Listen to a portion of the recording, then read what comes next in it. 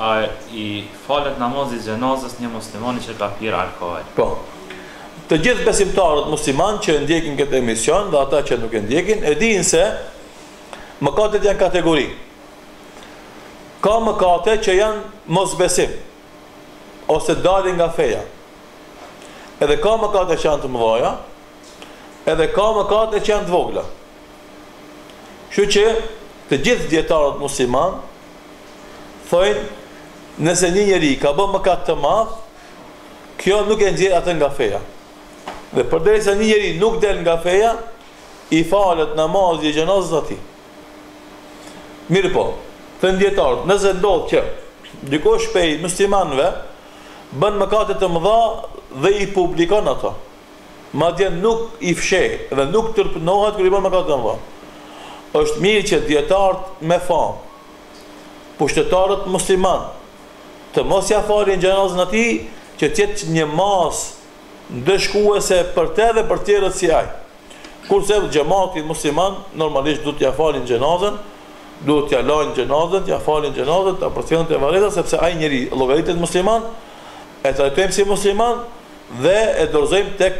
dëshira e Allahut dhe mëshira e tij. Ai vepron me të si do, domodin e dënon sa e dënon, ja fal çka ja fal, do të ja bën vetmanim të fundit të xhenetin apo xhenemi sipas dëshirës së Allahut subhanahu wa taala, sepse Allahu në Kur'an thot inna Allaha la yaghfiru an yushraka bihi wa yaghfiru ma duna dhalika liman yasha. Allahu shirkun nuk e fal, kurse çka ka mëkate ndër shirkun, domethënë kufrin, Allahu kujt don ja fal. Domethënë lën në mëshirën e Zotit atë dëshirën e tij dhe për atë shkak ne nuk mund të konkludojmë se ai është jo besimtar, e llogarisin si besimtar, i falet xhenazë atij që pin alkool, sepse pirja e alkoolit, konsumimi i alkoolit është për mëkateve të mëdha. Nuk është kufër.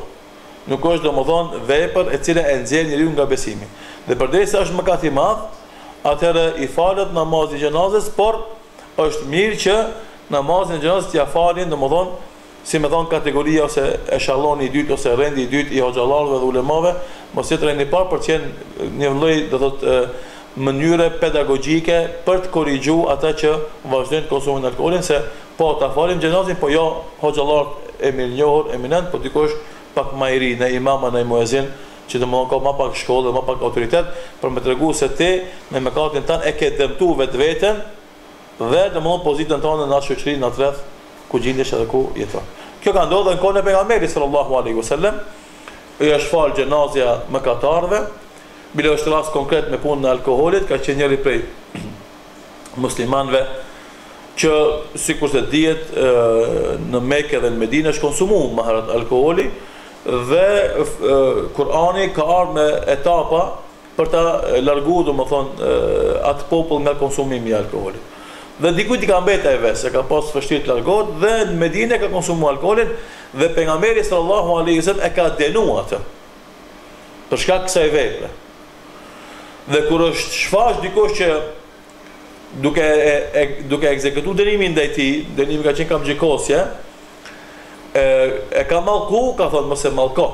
sepse ai është njëri i cili e don Allahun dhe të dërguarin e tij, që ka dëshmuar imanin që ka në zemrën e tij,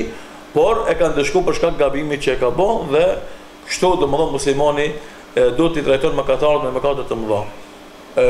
E konfirmon, e pranon besimin, imanin që e kanë ata dhe e ndëshkon gabimin ose kundërvajtjen që kanë bërë ata duke bërë mëkate të mëdha sikur është krahas, dhe për atë shkak ata mbeten besimtar, u falet xhenazja, varrosen varrezat muslimanëve dhe lutemi që Allahu t'u falë mëkatet edhe kish problem për të mirë që i kanë bërë ata.